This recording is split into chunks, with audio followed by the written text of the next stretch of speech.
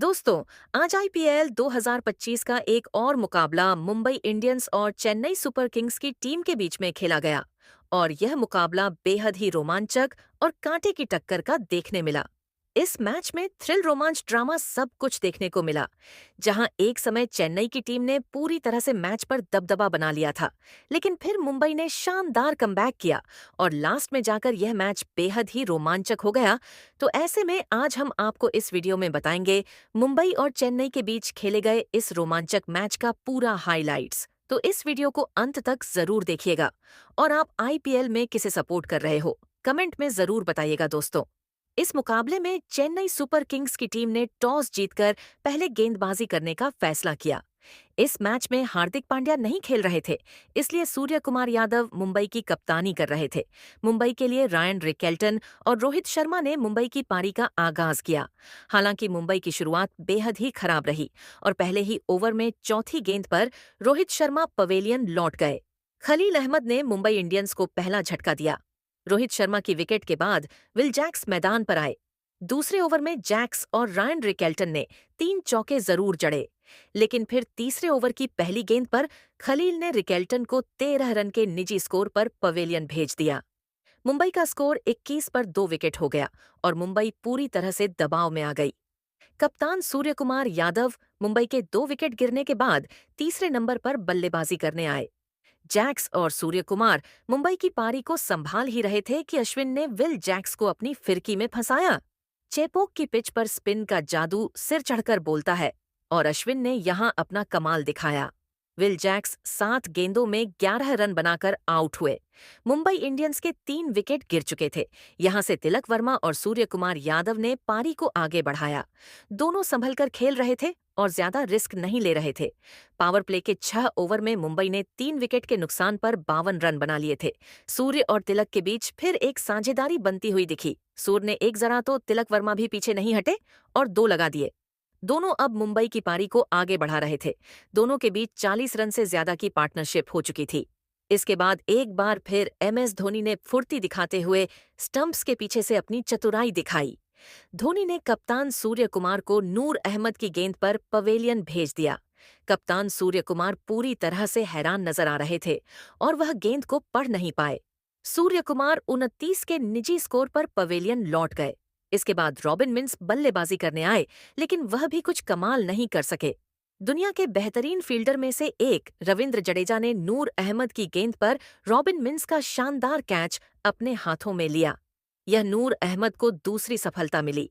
वहीं इसके बाद इसी ओवर की आखिरी गेंद पर नूर ने तिलक वर्मा का एक ही ओवर में दूसरा विकेट लिया। तिलक वर्मा 25 गेंदों में 31 रन बनाकर आउट हुए। मुंबई का स्कोर 13 ओवर बाद 96 पर 6 विकेट हो गया था और अब स्कोर 150 रनों तक पहुंचना भी मुश्किल नजर आ रहा था।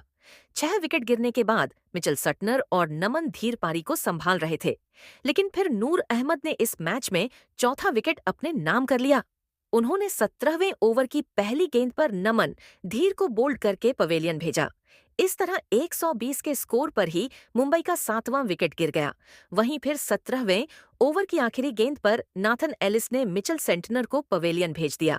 मुंबई की पारी पूरी तरह से लड़खड़ा गई, लेकिन इसके बाद दीपक चहर ने शानदार बल्लेबाजी की। 19वें ओवर में उन्होंने खलील अहमद को 1 चौका और 1 लगाया। फिर आखिरी ओवर में भी एक और 1 चौका लगाकर ओवर में 14 रन बटोरे, जिस वजह से मुंबई एक सम्मानजनक स्कोर तक पहुंच सकी। मुंबई ने अपने 20 ओवर में 9 विकेट खोकर 155 रन बनाए। दीपक चहर 15 गेंदों में 28 रन बनाकर नाबाद रहे। वहीं सीएसके के लिए नूर अहमद ने सबसे ज्यादा 4 विकेट झटके। वहीं खलील अहमद ने भी 3 विकेट झटके। इसके बाद 156 रनों के लक्ष्य का पीछा करने उतरी चेन्नई के लिए पारी का आगाज करने के लिए सचिन रविंद्र और राहुल त्रिपाठी आए। चेन्नई की शुरुआत सदी हुई रही। पहले ओवर में सिर्फ 5 रन आए, लेकिन दूसरे ओवर में चेन्नई का पहला विकेट गिर गया। बल्ले से कमाल करने वाले दीपक चहर ने गेंद से भी अपना कमाल दिखाया। उन्होंने राहुल त्रिपाठी विकेटकीपर के हाथों कैच आउट कराया। त्रिपाठी 3 गेंदों में सिर्फ 2 रन बनाकर आउट हुए। इसके बाद तीसरे नंबर पर कप्तान ऋतुराज गायकवाड़ बल्लेबाजी करने आए और उन्होंने आते ही पॉजिटिव इंटेंट के साथ बल्लेबाजी की। गायकवाड़ ने आते ही बोल्ट को लगातार 2 चौके झड़कर अपने इरादे साफ कर दिए। वहीं फिर रचिन रविंद्र ने भी अपने हाथ खोलने शुरू कर दिए और कुछ बाउंड्री लगाई। लेकिन कप्तान गायकवाड़ आज अलग ही लय में दिख रहे थे। वह हर एक ओवर में बड़े आसानी से चौके लगा रहे थे।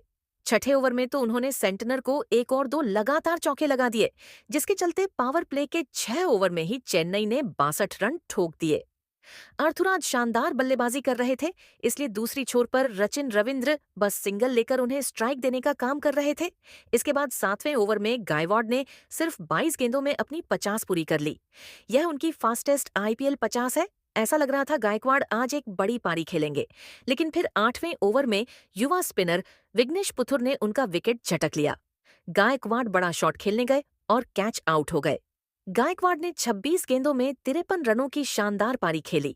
इस पारी में उन्होंने 6 चौके और 3 लगाए। इसके बाद चौथे नंबर पर शिवम दुबे बल्लेबाजी करने उतरे। गायकवाड़ के आउट होने के बाद सीएसके की रन गति थोड़ी कम हो गई। अब मुंबई के पास मैच में वापसी करने का अच्छा मौका था। दबाव कम करने के लिए शिवम दुबे ने एक जरूर लगाया, लेकिन उसी ओवर में विघ्नेश पुथुर को एक और बड़ा शॉट खेलने के चक्कर में शिवम दुबे कैच आउट हो गए। दुबे 7 गेंदों में 9 रन बनाकर आउट हुए और 95 के स्कोर पर सीएसके का तीसरा विकेट गिरा। मुंबई धीरे धीरे मैच में वापसी कर रही थी, लेकिन मैच जीतने के लिए उन्हें बड़ी कसी हुई गेंदबाजी करने की जरूरत थी, क्योंकि सीएसके को जीत के लिए अब सिर्फ 50 रनों की जरूरत थी। मुंबई के युवा स्पिनर विघ्नेश पुथुर शानदार गेंदबाजी कर रहे थे। उन्होंने 12वें ओवर में दीपक हुडा का भी विकेट झटक लिया। हुडा 5 गेंदों में 3 रन बनाकर आउट हुए। इसके बाद सैम करन बल्लेबाजी करने आए, लेकिन वह भी कुछ कमाल नहीं कर सके। विल जैक्स ने सैम करन 15वें ओवर में क्लीन बोल्ड कर सीएसके को पूरी तरह से दबाव में डाल दिया। सैम करन 9 गेंदों में 4 रनों की धीमी पारी खेलकर आउट हुए। 116 के स्कोर पर सीएसके की आधी टीम पवेलियन लौट चुकी थी और अब मैच बेहद ही रोमांचक हो गया था, क्योंकि अब सीएसके को आखिरी 24 गेंदों में 31 रनों की जरूरत थी। सीएसके के लिए अच्छी बात यह थी कि ओपनर रायन रविंद्रा अभी तक क्रीज पर टिके हुए थे। वो धीमी बल्लेबाजी कर रहे थे, लेकिन एक छोर संभाले हुए थे।